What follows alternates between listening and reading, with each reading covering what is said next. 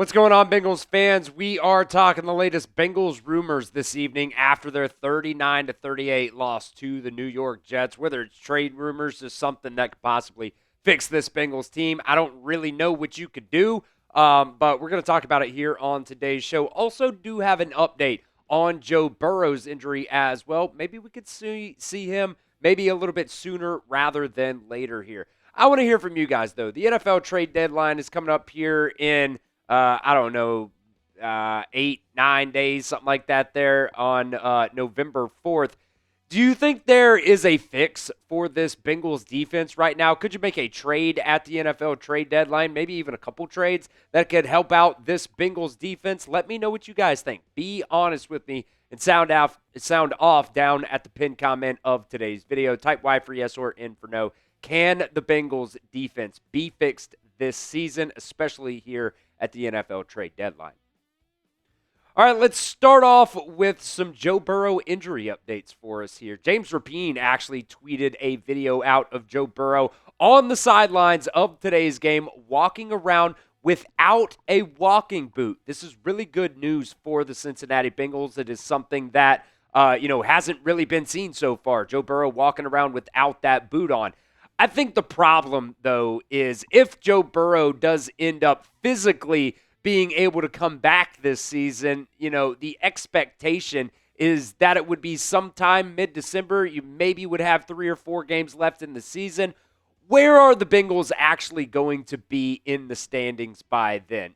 This was, I think, the best opportunity for the Bengals in today's game versus the Jets to really right the ship, and they ended up blowing it. You had an opportunity. If you win this game and the Steelers lose against the Packers tonight, you could have been within a half a game of the Steelers in the AFC North Division here. But look, man, if the Bengals can't, get on track, I don't even know if they would really entertain even bringing Joe Burrow back. The NFL trade deadline is here in just a couple of days on November 4th.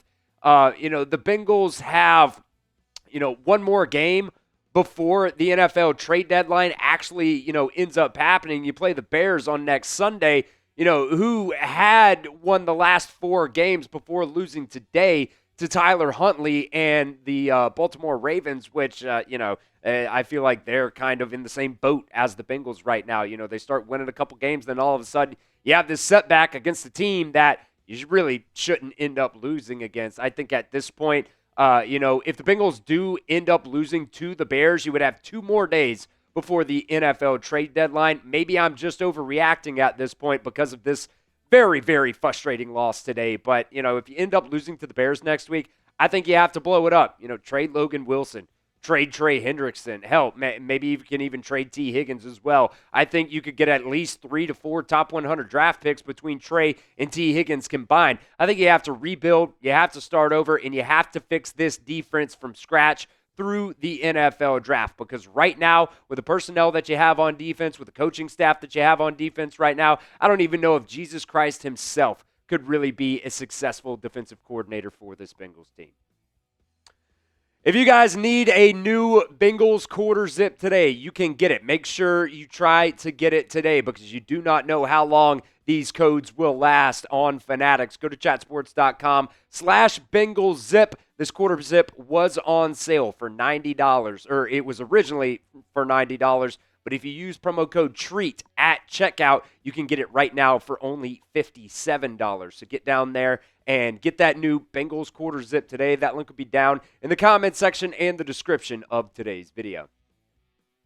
All right, so there was also a report today that both the Cowboys and the Cowboys actually made trade calls to both the Raiders for Maxx Crosby and the Bengals for Trey Hendrickson. And both of those teams ended up turning those trade offers down. Now, we don't know exactly what the Cowboys actually offered for Trey Hendrickson. I don't really expect it to be a first-round pick. If it was a first-round pick, he'd probably not be a Cincinnati Bengal anymore.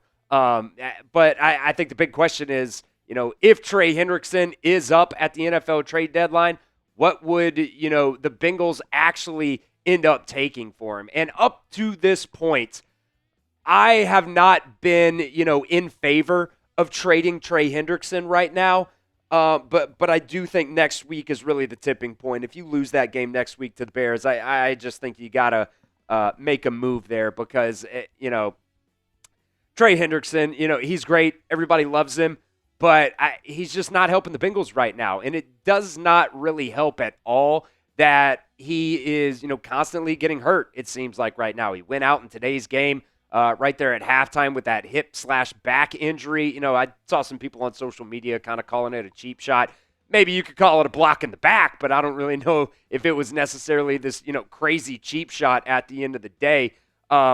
It just doesn't help that Trey Hendrickson has been hurt here for the past couple of weeks for the Bengals. And really, even today, he wasn't really doing anything in terms of the pass rush. And when he's not out there, you're really not getting any type of pass rush out there. I've talked about Joseph Osai. Early in the season, I was kind of dogging Joseph Osai, and then people were like, "Oh man, give him some time. Joseph Osai is good." And Trey Hendrickson goes out today, and Joseph Osai really doesn't show up. Myles Murphy really isn't doing anything for you either. You picked Shamar Stewart in the first round last year when you had other guys that I think you definitely could have, gone after in last year's NFL draft that I think probably could have helped you a little bit more than what he's done so far this season. So, we'll talk about it in a second. The defense is really what has been holding you back right now. And if you lose next week to the Bears, I think it is about time to trade as many pieces as possible and start this rebuild because right now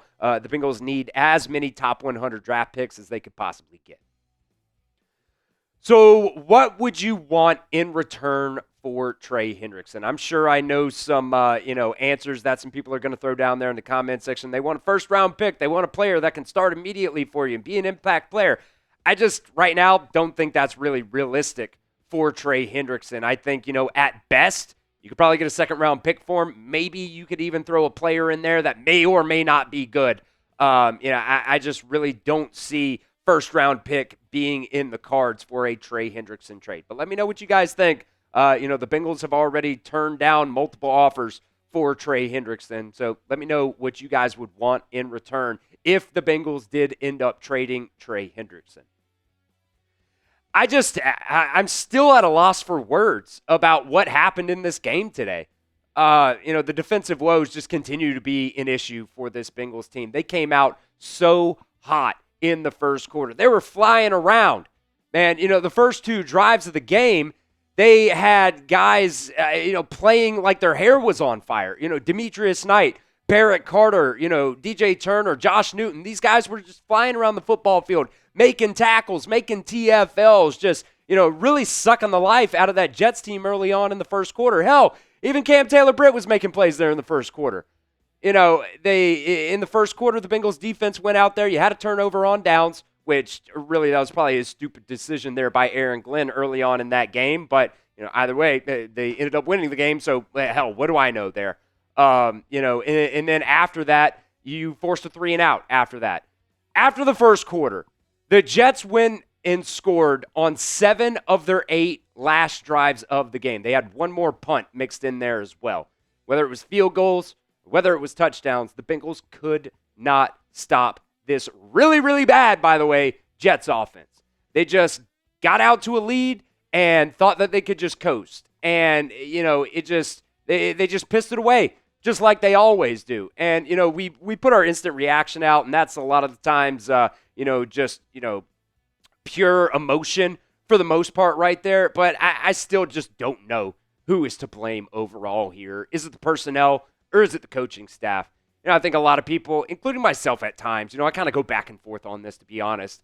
A lot of people want to blame the personnel. But, if you think about it, good coaches do find a way to put players in positions to win. Are we really saying Trey Hendrickson isn't good personnel? Who drafted Shamar Stewart in the first round? It was the coaching staff. Who was really happy back during the NFL draft when you drafted Demetrius Knight in the second round? I remember when Stone did that video. He was very confused, and I know a lot of you guys in the comments were very confused about that draft pick as well. How about all the wasted top 100 draft picks over the past 7 years under this Zac Taylor regime? Cam Taylor-Britt, McKinley Jackson, Jermaine Burton, they're just constantly, the list goes on and on and on. I'll be completely honest here. I could give a shit if Jermaine Burton is late to another meeting this season. Right now, he is just a better player than Andre Yoshivas. He might even be better than Charlie Jones as well. I think he could help you out on offense, and I think he could help you out on special teams as well. Are we in the business of winning football games or not? The personnel is the personnel because your front office and your coaching staff just cannot evaluate talent. We have talked about that over the past couple of weeks here. You have wasted so many top 100 draft picks, and they can they just can't put anybody in a position to win right now. So I still don't know what to say. Is it the personnel? I think partially. Is it the coaching staff? I think partially too. Al Golden has the same defense. You guys know I'm the host of the Alabama Football Report as well. They run the exact same defense, and they are constantly getting gashed on the ground as well. I personally think it is a scheme type of issue there. But at the same time, the scheme does work when guys are in the right positions, and you see, constantly, man, when you're not setting the edge, those opposing running backs or whoever it is, when they bounce outside, they just absolutely gash you. And that's what happened in this game today. The Bengals could not stop a nosebleed after the first quarter in this game. Is it a personnel issue? Is it a coach issue? I kind of think it's a mixture of both.